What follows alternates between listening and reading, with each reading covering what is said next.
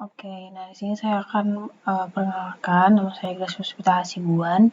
Saya di sini akan menjelaskan mengenai tata kelola unit pengembangan komputer atau UPK. Nah, di sini kita ngambil yang dari UPK FEB. Saya dengan NIM akhir 305, ini merupakan audit sistem informasi kelas C.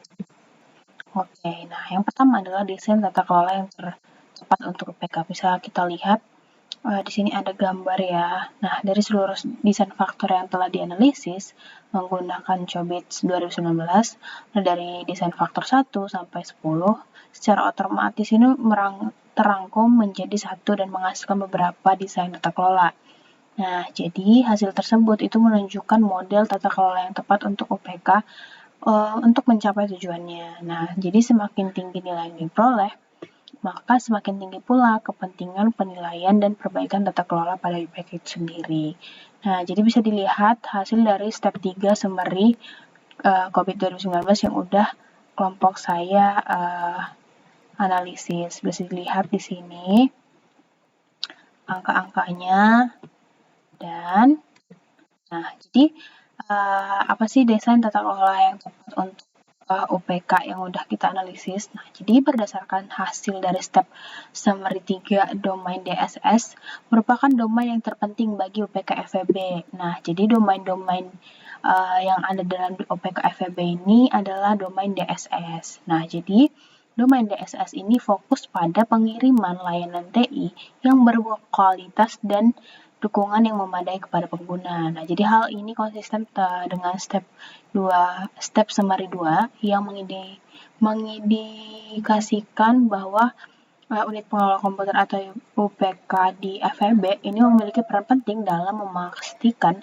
pengelolaan dan pelayanan keuangan berjalan bisa secara efektif dan efisien. Nah, jadi untuk mencapai hal ini, domain DSS, Delivery, Support, and Service berperan krusial dalam mendukung kegiatan UPK, terutama dalam hal menyediakan dan melakukan pemeliharaan layanan TI, teknologi informasi yang dibutuhkan. Nah, jadi kan udah ada tuh tadi di DSS yang udah dihasilkan dari hasil summary 3 itu. Nah, jadi dari kelompok kami itu ngambil 2 DSS nih untuk yang paling signifikan lah istilahnya gitu ya. Jadi DSS 01, jadi dia fokus pada manage operation ini 45%. Nah, di mana domain DSS 1 ini fokus pada pelaksanaan dan penyediaan produk serta layanan sesuai dengan rencana yang telah ditetapkan. Nah, jadi domain ini punya peran penting karena kalau misalnya diingat itu PKFEB ini merupakan unit yang lebih menekankan pada operasional harian seperti pengelolaan laboratorium komputer dan dukungan teknis untuk penggunaan lab. Nah, berbeda dengan unit yang fokus pada pengembangan atau inovasi. Jadi, UPK FEB ini lebih memprioritaskan kestabilan dan kelancaran operasional yang membuat keberadaan dan kinerja domain DSS 01 ini sangat krusial. Nah, jadi karena itu perhatian dan pengelolaan yang tepat terhadap domain ini menjadi hal yang sangat-sangat vital untuk mendukung keberhasilan operasional UPK FEB secara keseluruhan. Nah, kemudian ada DSS 2. Nah, jadi ini fokus pada manage service, request and incident. Ini ada 40%. Nah, jadi dalam domain DSS 02 ini memiliki tingkat signifikansi yang cukup tinggi, yaitu 40%, karena berhubungan langsung dengan tujuan strategis UPK FEB, yaitu menyediakan layanan optimal bagi para penggunanya. Nah, jadi baik mahasiswa maupun dosen ini dalam pemanfaatan fasilitas laboratorium komputer gitu. Jadi walaupun UPK FEB ini telah berhasil memberikan pelayanan yang memadai dan mencapai tujuannya dengan baik,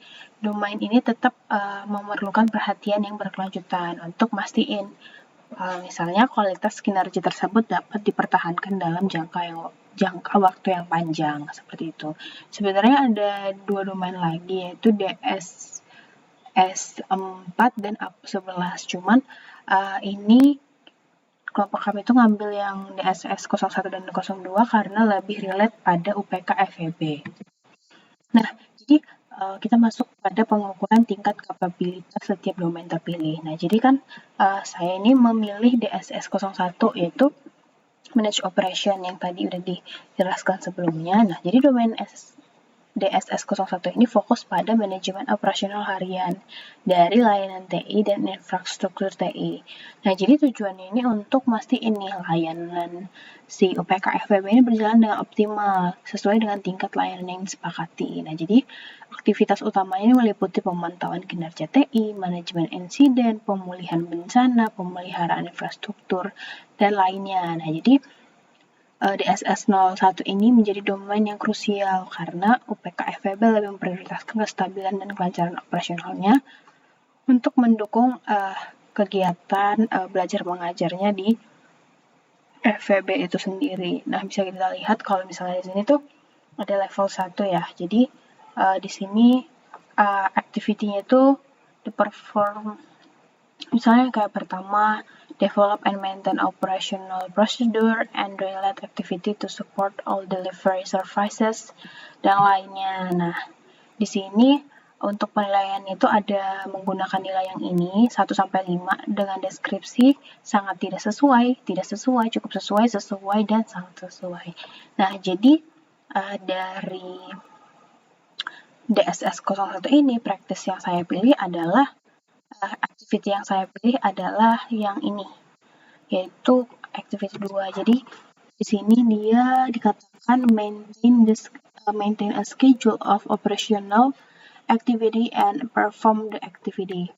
Nah, jadi activity 2 itu sangat sesuai dengan kami memberi skor 5. Karena apa? Karena UPK FWB itu mencatat nih secara rutin di papan tulis dalam ruangan UPK aktivitas pelayanan apa saja yang dilakukan tiap minggu. Nah, jadi dalam UPK FWB itu ada satu papan tulis di belakang meja kerja, di belakang meja meeting itu menuliskan apa-apa aja sih schedule 1 minggu belakangan ini, seperti itu. Nah, jadi kalau misalnya kita lihat di DSS 01 yang 2 yaitu manajemen Search IT Services, ada 4 activity.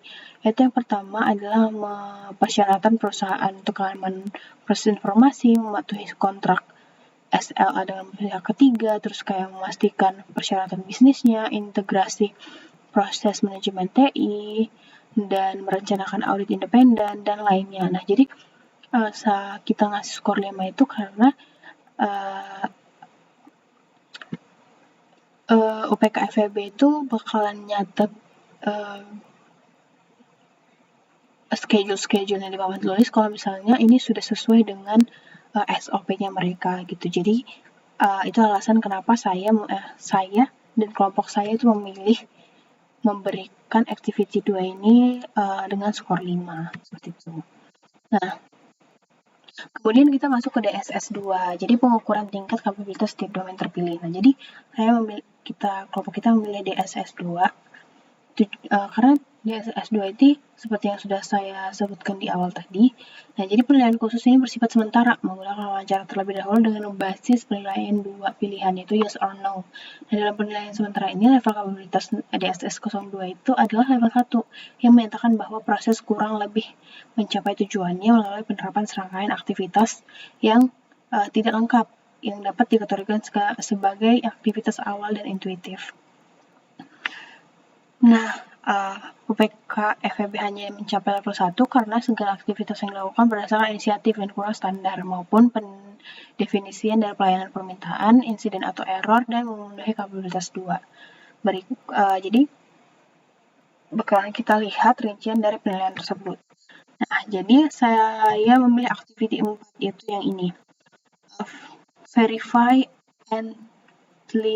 entitlement for service requesting using, where possible, a predefined process flow and standard change.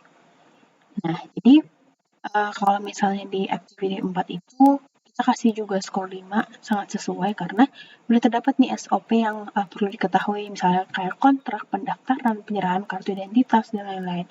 Dan termasuk verifikasi nih, hak verifikasi kenapa peng-user itu harus bisa menggunakan si UPK ini, seperti itu. Nah, dalam DSS 2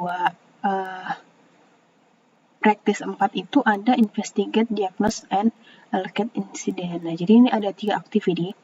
Nah, jadi kalau misalnya di sini itu activity yang pertama adalah mengidentifikasi dan mengabarkan gejala yang relevan untuk menentukan penyebab yang paling mungkin dari insiden tersebut, referensi yang tersedia, sumber daya pengetahuan, termasuk kesalahan dan masalah yang diketahui untuk mengidentifikasi kemungkinan resolusi insiden. Jika masalah terkait atau kesalahan belum diketahui, memenuhi catat, jadi bakalan catat sebagai masalah baru. Dan yang terakhir adalah menugaskan insiden ke fungsi spesialis jika diperlukan keahlian yang lebih mendalam. Ya, jadi setelah kemarin melakukan wawancara itu, UPK FEB ini menerapkan SOP yang ketat gitu. Nah, biasanya dikembalikan lagi ke user kalau misalnya biasanya sih usernya tidak karena mahasiswa ya, jadi tidak terlalu sering ada bugs gitu. Jadi biasanya udah diantisipasi nih kalau misalnya penggunaannya seperti ini bakalan mengakibatkan seperti ini. Nah, jadi mereka sudah mengantisipasi terlebih dahulu apa-apa saja yang tidak boleh dan sudah boleh dilakukan. Oleh karena itu, SOP yang dilakukan mereka adalah sangat-sangat sudah berjalan dengan baik. Makanya, activity 4 kami berikan skor 5. Kemudian ada activity 5. Jadi setiap permintaan anggaran perubahan membutuhkan persetujuan dari fakultas, sama juga. Jadi kayak FEB ini juga sudah menerapkannya dengan baik seperti itu. Nah, jadi berdasarkan hasil penilaian yang telah dilakukan, dapat disimpulkan kalau misalnya pemetaan terhadap 10 faktor desain menggunakan framework COVID 2019 berhasil mengidentifikasi domain yang sangat penting bagi UPK FEB, yaitu domain DSS Deliver, Service, and Support. Nah, domain utama pada step summary 3 ini DSS 1, 2, 3, APO 11, DSS 4, 3, APO 13, dan DSS 5. Nah, jadi karena keterbatasan informasi, karena pihak UPK tidak berkenan untuk menjawab pertanyaan wawancara atau kuesioner lebih lanjut, sehingga penilaian didasarkan pada apa yang ada di lapangan, seperti itu. Jadi, ini berdasarkan pengalaman pribadi dari user juga. Nah, jadi berdasarkan penilaian kelompok 7, UPK domain DSS 1 ini dalam penilaian sementara mencapai level kapabilitas hanya mencapai level 1. Demikian juga DSS 02 juga berada di level 1, seperti itu. Mungkin sekian yang bisa saya sampaikan, kurang lebihnya mohon maaf. Terima kasih.